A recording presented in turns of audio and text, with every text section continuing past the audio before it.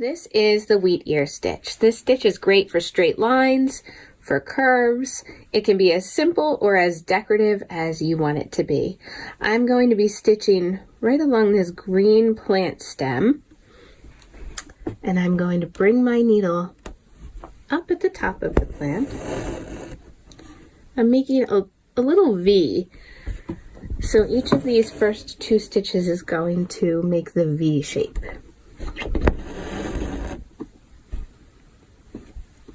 I am using a size 5 pearl cotton, so it's not the thinnest, it's not the thickest. Now my next stitch is going to come up.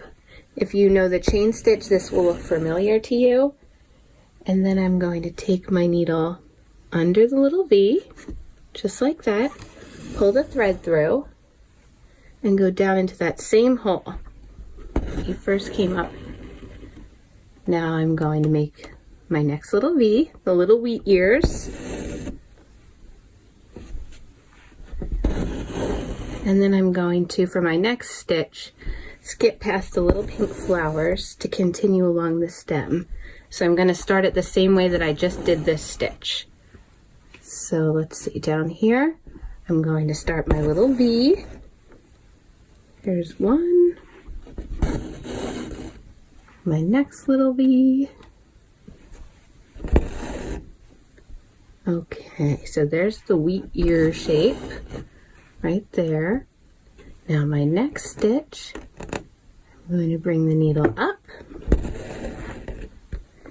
take the needle and the thread under those two stitches, pull through, and then go back down into that same hole again. Now my little wheat ears. Right there. And I'm going to continue stitching this same exact way the rest of the stem. So you'll see I come up, go under all of that, and then take it back down into the same hole. Oops, I got a little knot there. Just pull it lightly. There we go. My next little wheat ears.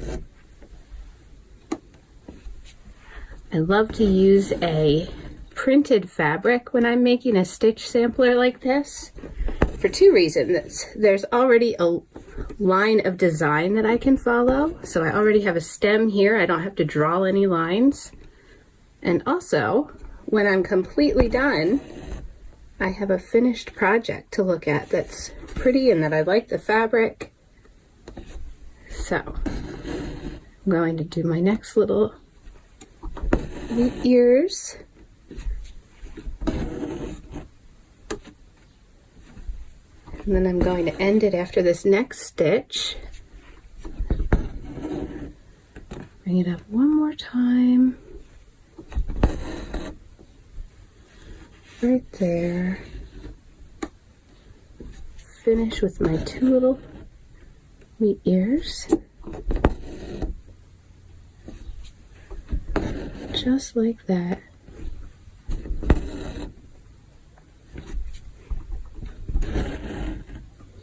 And there you have the Wheatear stitch.